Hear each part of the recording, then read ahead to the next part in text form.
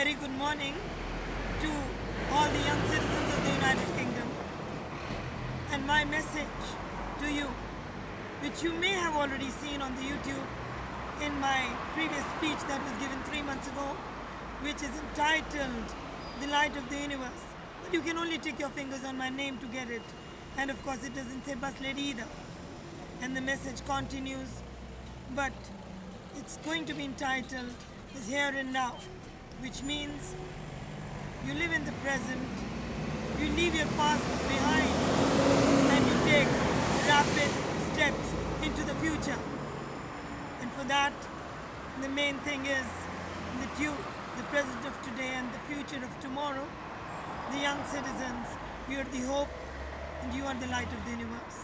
Where the whole world is going wrong in the wrong direction, but of course, the righteousness, ethics, morality, impartiality, neutrality of British law, its open justice principle, its truth and its probity and its fair-mindedness for merit and justice needs to shine and outshine and make sure that the democracy becomes live, because the message is coming through many different sources where the gracious hand of one whole young generation is badly needed to come forward in big numbers, to make the reforms, to make the changes, because reform is for the better and corruption is for the worse. And you can of course look at it all along, because actions speak louder than words. That the hierarchy carries on, the reign of terror carries on, when the current Prime Minister, Right Honourable David Cameron, in his own statement has remarked about the Queen's speech, and the Queen is the sovereign of the United Kingdom, and of course so is the Parliament, equally sovereign, there's no doubt about that. But he has said that the Queen's speech is to rebuild Britain. And when you go to the Speaker's speech, that is the Speaker of the House of Commons, the elected House, the legislature that makes the laws in the United Kingdom, collectively all the MPs individually one by one come from all different parts of the United Kingdom, the representatives of the people, and they sit together and then they put their seal for public good and public interest, which are at the heart of British law. Therefore it becomes absolutely essential for you people to look at the stark reality, the state of affairs of the country from close quarters and scrutinize it for yourselves. On the web, you will find the Speaker's speech of Right Honourable John Bercow, What is Scrutiny in 2011. It's actually referring to British law as public scrutiny. Justice should be seen to be done, whether it's done or not. Its test is public scrutiny. When you look at the entire speech, you will see that public scrutiny is accountability, and that is the duty, loyalty and responsibility of every public servant in the United Kingdom, as well as every individual. Because when you look at the speech, you will find out that even the ministers are answerable to the Parliament in parliamentary questions, both verbal and written. And you'll also find that it says quite clearly that even the common man of Britain is a part of that public scrutiny, is valued. And of course there are many interconnections where you need to look at. But of course let me finish with the Speaker's speech that brings you right to the heart of the matter, where it says the judiciary has eroded the sovereignty of the Parliament, the legislature has declined, and decline means failed. And you people have seen, the young generation yourselves, in the last few years, that how is it has declined, where the political correspondents in the last few decades on every general election have actually been bringing to the public eye that either 49% people go to vote or 51% go to vote, and the rest of them don't even go to vote, that all parties are into the same clump, that whatever happens in the Parliament, it's according to the political correspondence, it's a facade, for everything is decided well in advance, and it's a false appearance. And that is what the Speaker of the House of Commons is bringing forward to your notice, that you have seen the hung Parliament, And that is the result, which is the analytical and, should I say, the critical analysis of the people of the United Kingdom. And that is the voice of the people, that is the democracy, rights and justice, and that is power to the people that speaks in its actions as the performance of all the political parties are also being seen, and of all the public services that the reign of terror carries on. But he has elucidated on his speech and gone on to say that the business of the House of Commons, which is the duty of the House of Commons, is not to run the country, but to hold those to account those who run it. And then he says it quite clearly that what has happened, how the decline has taken in the last few decades in the legislature, where institutional isolationism has been done. What is meant by institutional isolationism?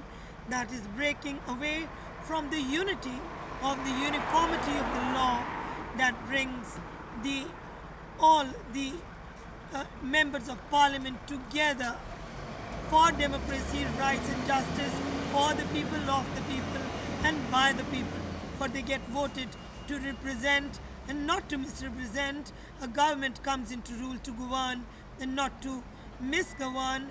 And you have to see the third thing of core importance, which is that the members of parliament that are democratic from the ruling party, that is, when you stick your fingers on the web to scrutinize, Britain loses in every 4 cases, 3 cases in European Court of Human Rights. With the Tory backbenchers, it says on the web, have demanded of the government to end the misrule of judges, to reinstate parliamentary democracy. And when you go to any dictionary and thesaurus, you'll find out reinstate, reform and rebuild are exactly the same. And that is where you people need to step forward to become power to the people. But one more thing, it's not just these areas, but there are more areas where your public scrutiny, your public eye, your public support is needed very badly. And that is where you have to take your fingers on Alison Taylor, the senior social worker, who is actually unmasked with her duty, loyalty and responsibility and her conscientiousness to the people of the United Kingdom, something of core importance, where hundreds of teenage boys and girls have been made subservient by the social workers, and how the councils and the police have played a dirty role in that. That's all unmasked, and you will find the Jillings case as well along with it, and Alison Taylor, the North Wales child abuse case. You have to take your fingers on that.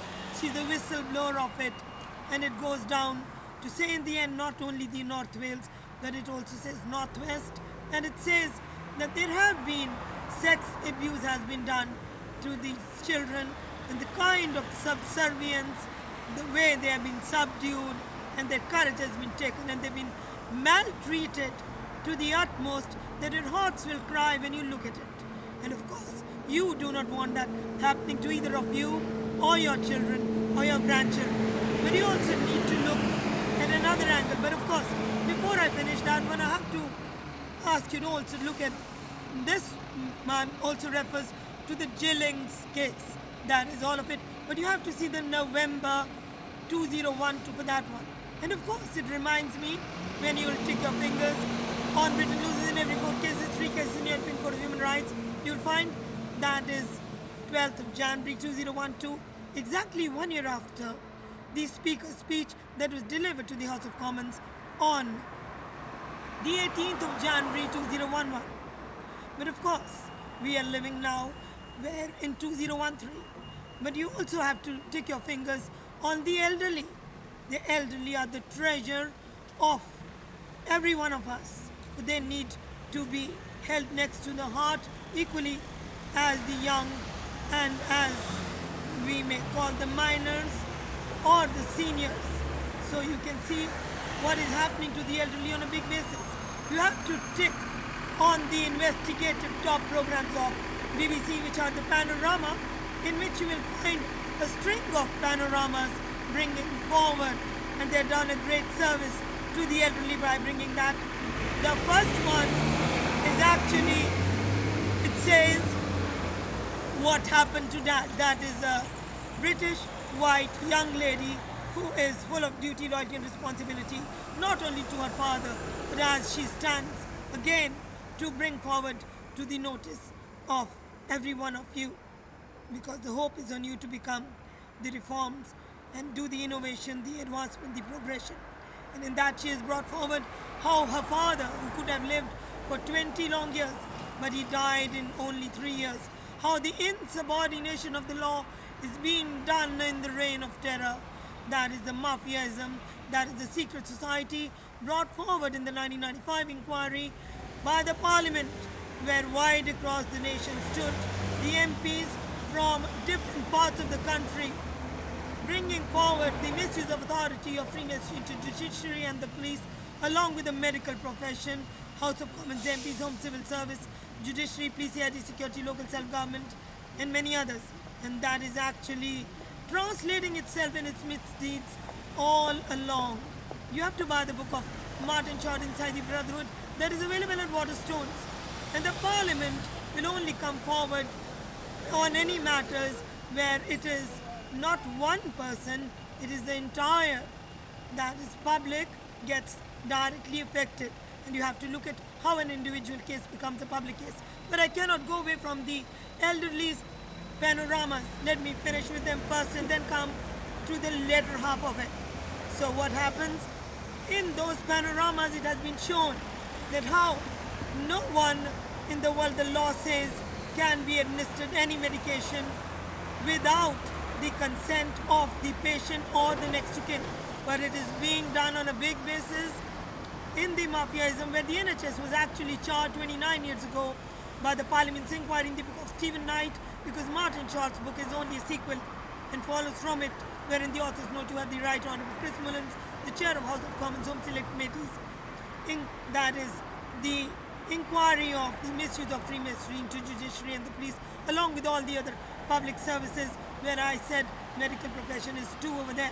That's the dark side of medicine, which you need to see, because in this era, how can you tell whether it is an underhanded murder, which is done on a big basis, or it's a natural death? It naturally affects every single common man of Britain.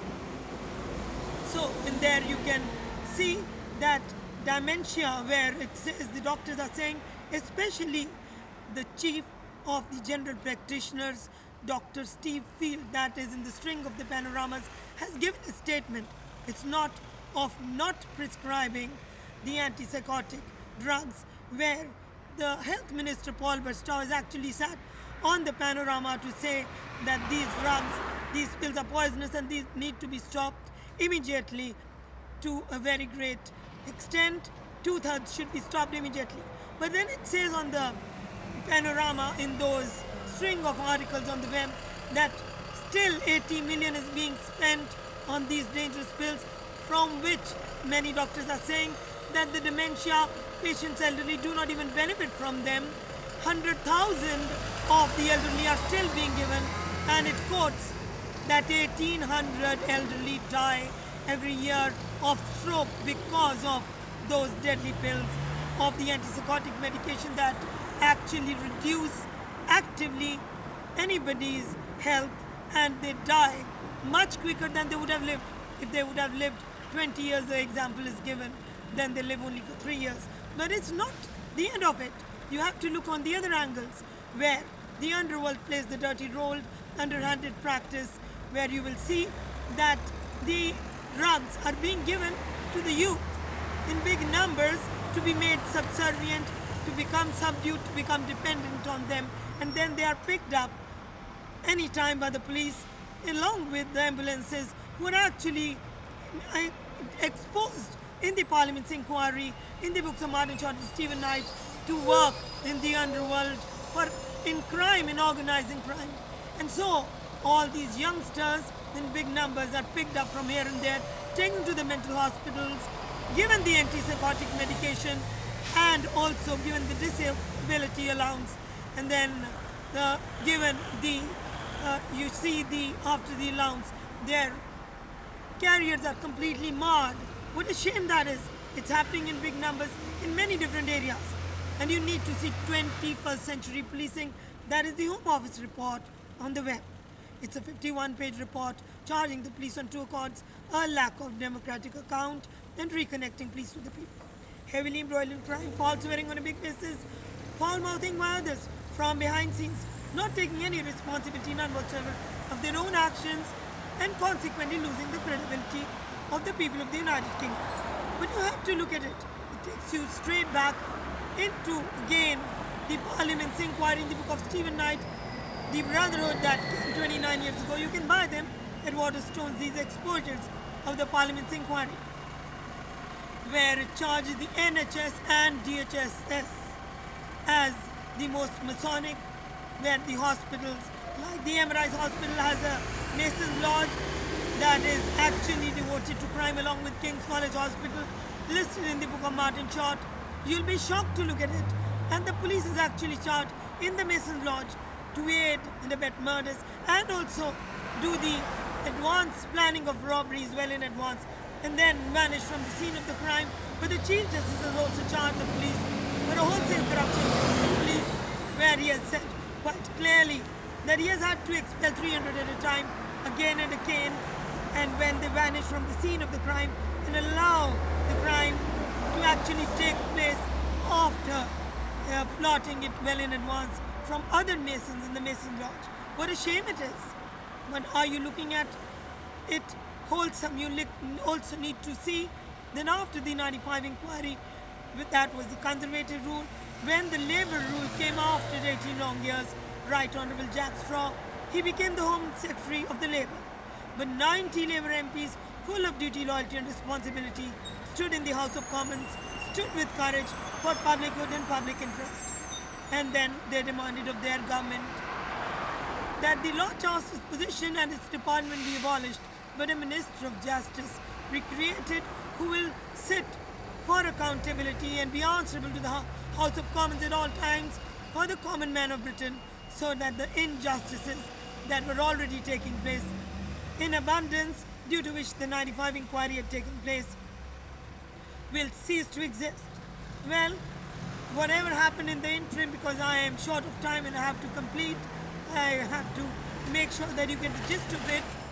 Those 90 Labour MPs did succeed at last, because on 12 June 2003, the circumstances that were pushing Right Honourable Tony Blair, the Prime Minister of the country, he did actually nominate the First Minister of Justice. It was created, that is Lord Falconer of Thornton. The Lord Chancellor's position and department were abolished. And in his own first speech, the confession was made in the end of his speech by Lord Falconer of Thornton, the very first Minister of Justice, that we need to create fair societies where you can see the amalgamation, that is the inclusion, that's the only thing that the Freemasons do, the criminal world, and as per every English dictionary, that it is organized crime, is the organization of criminals that organizes crime. It also unmasks that the moment the Freemasons take their places, their duty, loyalty and responsibility changes and reverses from law to crime.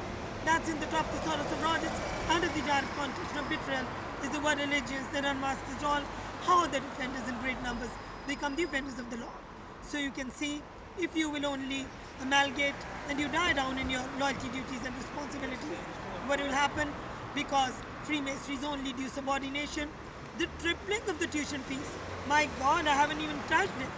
You have to see, it is only again mirroring the state of affairs of the country, but it takes you straight to one of the famous speeches of the greatest parliamentarians of the United Kingdom, that speech which is delivered to the House of Commons in 1869. Right Honourable, that is John Bright. He is of course John Bright because his speech is so universal it applies to all nations.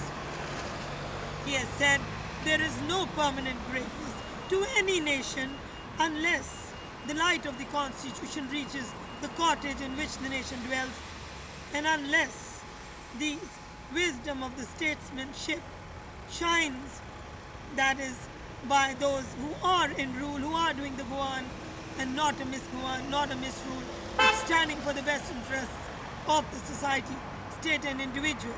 So that speech is of core importance. It says that no matter how much pomp and show of war is there, or baronial castles are there, or the treasures are full with the governing or the ruling party unless they share their fair share of comforts with the large body of people among whom they live. They've yet to learn the duties of a government to govern for the people, of the people, by the people, for the best interests of the society, state, and individual. Yes, I was telling you that Freemasonry has been charged by the Democratic MPs in the book of Stephen Knight as a seditious force of British society, distorting the decisions of the state against the state and against the populace at large. And the tripling of the tuition fees?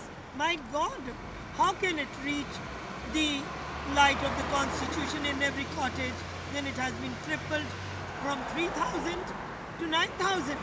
It is obviously only doing the discrimination, partiality in favor of the Freemasons and denying the impartiality and neutrality of British law, the open justice principle, where justice should be seen to be done. But it's not being seen to be done. What is being seen to be done is excessive, that is only foul, and is absolutely treacherous and horrendous. When I meet the university students who have come into the universities now after it has been implemented, they are the ones which are telling how, where it's only the wearer knows where the shoe pinches, how excessive it is, how foul it is. But even the second, third, fourth, fifth years who are not directly affected at present are wondering to even take up a PhD degree or a second degree, how much can they pay? 12,000 for a PhD? Or even taking up a second degree with a 9,000. But what a shame. Who can believe? I have no, should I say, hesitance in saying that I am shocked to read that it says that the Vice Chancellor in the current affairs on the Independent newspaper, which had actually a few months ago come forward for public good and had put on the Independent newspaper that the tripling of the tuition fees needs a radical reform and that the cost of the tuition fees payback is 100,000. You can take your fingers and go and scrutinize. You'll get that Independence news on the web waiting for you to take your fingers. But now, only 1 or 2 weeks ago, I picked up the I or the Independent newspaper where it was saying, probably the Independent, which was saying that the Vice Chancellor of the Oxford University is saying, but they are even higher in education and they should be charging 16,000. How can you believe that? What is at the heart of it when the Speaker of the House of Commons is summing his speech? What scrutiny in 2011 is the willingness to break away from the, he says, put it starkly. Those are his actual words. Put it starkly, scrutiny in 2011 is having the willingness to break away from institutional isolationism, which means, what is that isolationism? That isolation is Freemasonry that does the disunity of the uniformity of the law, the discrimination, partiality, and destroys the independence, the autonomy of the society, state, and individual, distorting the decisions of the state against the state and against the populace at large. When you go into the archives of the BBC, you can take out actually the news night on the day the voting was done of the tripling of the tuition fees. And you'll be completely stunned to see the stark reality where MPs from all different parties were saying, I wish I didn't have to do it. They were saying, I wish I did not have to do it, which means they were referring to their own conscience that was pricking them that the tripling of the tuition fees is excessive, it's foul, it is treacherous, it's tyranny, it's anarchy, it is not a democracy, it is only subordinating the society, state, and individual, drawing the nation into darkness where enlightenment and power is the knowledge. If you do not even know your rights, what will happen next to you? Will you not be trampled? Your rights will be taken over. Do you know that media law, British media law, you have to buy one of the bestsellers? That is Media Law by Jeffrey Robertson and Andrew Nicol, the top media law ministers of the country, where you will find that no one can stop a news story. Even a minister would need a court order, and no judge will make a court order with public good and public interest both are involved. And you will also find in the open justice principle of British law that Lord Denning, the master of the rolls, has actually said that any man in Parliament or out of it can actually give an outspoken comment, a fair comment on that the judges were wrong, whether it was in court, whether it was for appeal hearing or even otherwise. So you can see the open justice principle where the fundamental right of speech and expression is part and parcel of it and has been made secure even furthermore by the Parliament of the United Kingdom, that no one can take that right, a fundamental right of speech and expression from anyone who stands for public good and public interest without a court order from a judge. And no judge will make a court order against public good and public interest. That remains. You have to see that the law is supreme, that is sovereign, that the underworld is actually defined as the offender and the offender is guilty. And you have to also see one very important part of what Freemasonry it is, due subordination. Anyone who joins Freemasonry, there is no merit in justice. It's only to where it says quite clearly in the book of Stephen Knight under the chapter of a mechanism of social control. Control means suppression of the operation of the rights of the people. When you go to any thesaurus, you'll find that organization, the network that is actually the mafiaism or the establishment is opposed to any reform or change. They do not practice what they preach. That has been said by the political correspondents. That is also in the actually the forward of the book of the Parliament's inquiry in the book of Martin Short.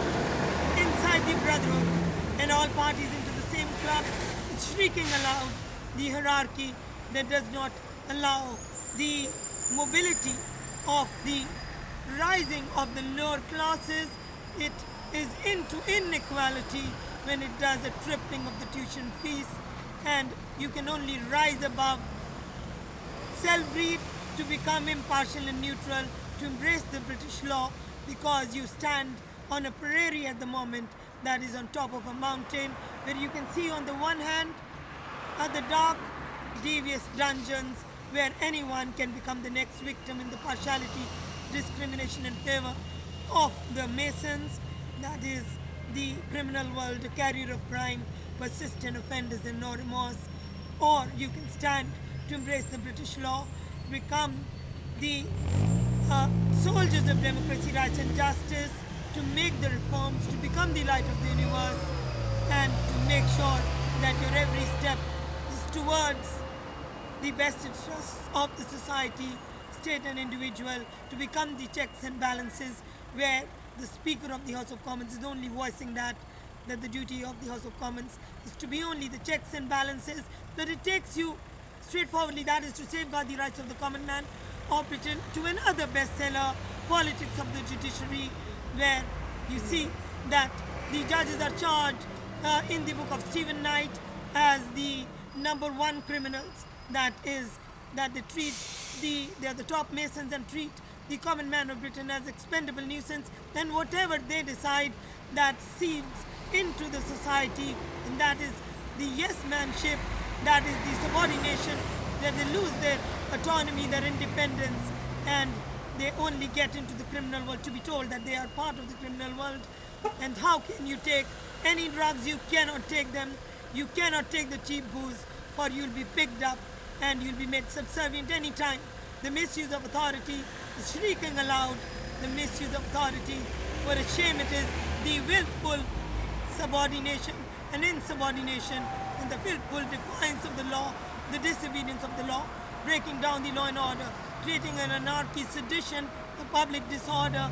That is again the Democratic MPs are warning you and begging you, just like I am an ordinary mother who knocks on your conscience to make sure you step forward in the right direction, because Freemasonry, as for every thesaurus and dictionary, is a mislead, is misdirection, misguidance, misrepresentation of facts, and a misrule, in the words of the Prime Minister when he connotes, in the words of the Speaker of the House of Commons when he is directly charging the institutional isolationism, as well as What is Freemasonry? A chain of institutions in the misuse of authority, institutional isolationism, but also the Democratic MPs who are asking the government of the day to reinstate parliamentary democracy and to end the misrule of judges. Have the courage to step forward, for no one will stop you from going into the right direction. That is, watch it. You are being watched as well as the performance or anyone, whether they are the ruling party or they are any other public servants.